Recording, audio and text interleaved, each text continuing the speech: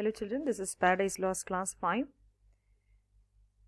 and today we are going to see another speech of Satan. So Satan seems to be partly reconciled to his new abode. He comforts himself that he would rather reign as the Lord of hell. So Milton tells that the reason why God allowed Satan to rise from the lake of fire was that God wanted Satan to carry on his evil designs so that his damnation might be complete. So God knew that Satan would not stop resorting to evil deeds. Therefore, God so managed that by repeated acts of sin, Satan, who sought to harm others, might invite wrath of God on himself. So Milton means to say that by doing evil to man, Satan would in fact not be harming man but bringing on himself greater and greater anger of God. So here if you see, this is, as I said, this is another speech of Satan, and this is line number 242. You can follow if you have the text book 1 Paradise Lost in hand. Is this the region, this the soil, the clime, said the lost archangel, this the seat that we must change for heaven, this mournful gloom for the celestial light? Be it so, since he who now is sovereign can dispose and bid what shall be right. Farthest from him his best, whom reason has equalled, force has made supreme above his equals, and farewell happy fields. So Satan here bids farewell to the blissful heaven.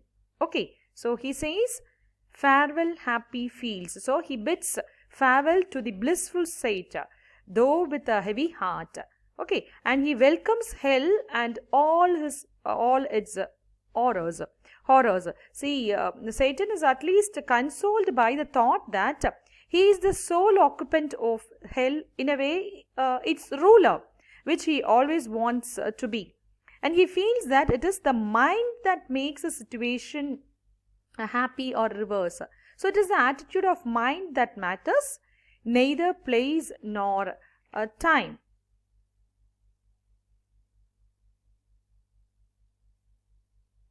So he comforts himself that he would rather reign as the Lord of hell.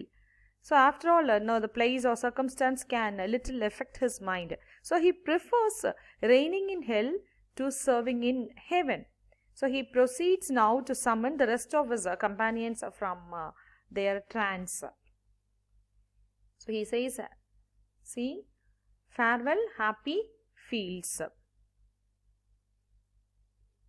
where joy forever dwells. Hail horrors, hail infernal world, thou proudest hell, receive thy new possessor. So here new possessor is Satan himself. Satan is the new ruler of hell. So is this region the soil, the clime, said the lost archangel, is mournful gloom and for the celestial light. So Satan says, must we have this mournful gloom in exchange for the celestial light? So this is the question raised by Satan. So do we deserve this mournful gloom in exchange for the celestial light? That is, this refers to heaven. So here note that Satan earns again and again for the region of light and glory in heaven. And bid what shall be right, he says. Bid what shall be right. So order the things as he thinks fit. So what shall be right or wrong depends on God. So he says what shall be right. So it depends on him, it depends on God. So here Satan practically admits the superiority of God and attributes to God, that is, arbitrary will and power. And whom reason has equalled, force has made supreme above his equals. Here Milton makes Satan a republican like himself. Satan was the mouthpiece of democracy in heaven. He has managed to gather power in his hands.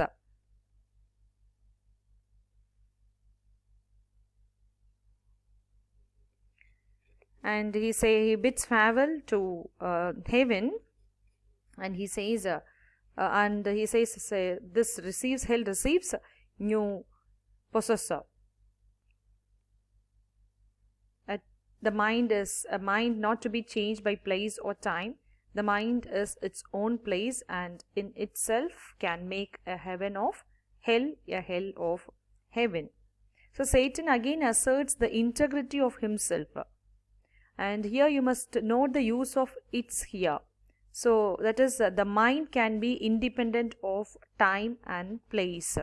That is the reference. See, the mind is its own place in itself. So this means the mind can be independent of time and place.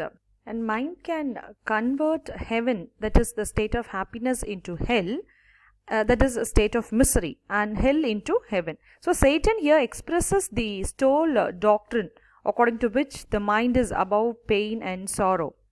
And it is important to note that it must be understood that there is conflict in Satan's mind. So this you must understand, there is a conflict in Satan's mind. A few lines above, if you see, he earns for heaven that celestial light. So those lines shows that Satan earns for heaven. Now he says that he does not mind that he is in hell, that he can rise above his surroundings. So it is but an attempt to reconcile himself to his present abode. So making the best of the bad job. And he says, if I be still the same. So he takes a stand on the personal integrity of himself, all but less than he. So here two constructions are involved. One is all but equal to him, and second one is only less than he. So Satan means he is almost equal to God, that is next to God in power and intellect. So, but less than he whom thunder has made greater. Satan means to say that thunder has given God a superiority over him, whom thunder has made greater. So only thunder has made God greater, or thunder has given God a superiority over Satan. Here at least we shall be free. So see the usage of this word, at least. So here, at least in hell, we shall be free. Almighty has not built here for his envy, will not drive us hence. So he means to say that hell is not such a place that God will grudge their possession of it. So Satan means that God will let Satan alone in hell.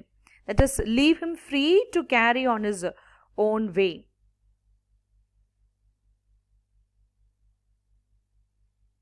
Here we may reign secure, and in my choice to reign is worth ambition though in hell.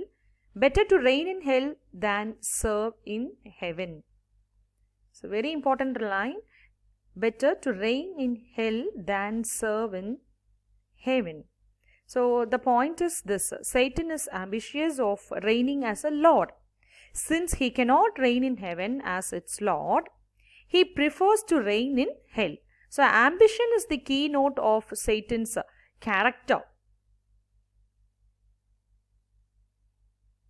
And now looking at his faithful friends, fallen angels, Satan says, see, but wherefore let we then, our faithful friends, the associates and co-partners of our loss, lie thus astonished on the oblivious pool, and call them not to share with us their part in this unhappy mansion, or once more with rallied arms to try what may be yet regained in heaven, or what more lost in hell. So Satan says, but why do we let our faithful friends suffer? So he asks Beelzebub, why should we leave our faithful friends, the fallen angels, to suffer, the partakers of our loss and defeat, to lie thus stupefied on the lake, which causes forgetfulness in them? And why do we not summon them? That is what he says. Why do we not and call them not to share? Why do we not call, that is Satan to Beelzebub says, why do we not summon them, call them to share with us wretched abode, or once more with gathered force to embark on further hazards and see what we may yet reconquer of. Regain is reconquer. So we must try and we must see what we may yet reconquer of heaven, or what more losses we may sustain in hell. So they want to see. So he says, we must see what we may yet reconquer of heaven, or what more losses we may sustain in hell. So this is Beelzebub's reply. So Satan actually here, he feels that it is the mind that makes the situation happy or reverse. So it is the attitude of mind that matters, neither place nor time. So the mind is always free from external circumstances. Certain means to say that happiness or misery is not conditioned by circumstances in which one lives, but the state of one's mind. So if the mind is so conditioned, it is capable of experiencing heavenly bliss even in hell. But it can also convert heavenly blessings into hellish miseries. So Satan here expresses the Stoic doctrine according to which the mind is above pains and sorrows. In fact, it is the moral greatness of an individual that makes him the master of the situation. And if you see the lines which we saw now, the lines should better be studied in the light of the conflict in the mind of Satan.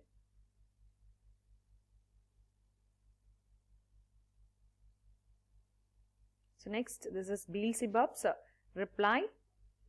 So Satan spake, and him Beelzebub thus answered. So thus Satan spoke, and Beelzebub thus answered him. Leader of those armies bright, which but the omnipotent none could have foiled. If once they hear that voice, their liveliest pledge of hope in fears and dangers, heard so often in worst extremes and on the perilous edge. So he says, leader of those armies bright, captain of the angelic host, whom none but the Almighty, omnipotent is Almighty, could have defeated. And if once they hear that voice, if once, just for once, if the fallen angels, if they hear your voice, which has always filled them with hope in the midst of danger, they have heard it so often in crisis and in the vanguard of the army, and your voice led them in all attacks. They will soon sum up courage and start up, though now they lie. Of battle when it rage in all assaults, their surest signal, they will soon resume new courage and revive.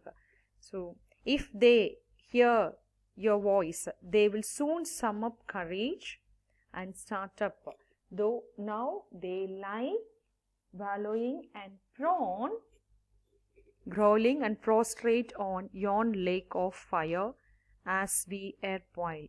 Though they lie on the lake of fire, as we a little while ago lay confounded, no wonder, having fallen from such a calamitous height. Pernicious height is from such a height. So here Beelzebub is now in a more hopeful attitude. So he pays a tribute to Satan's qualities of leadership. He believes that the fallen angels will rally round Satan again and will be prepared to be engaged in any enterprise. So remaining, we'll see next class. Thank you.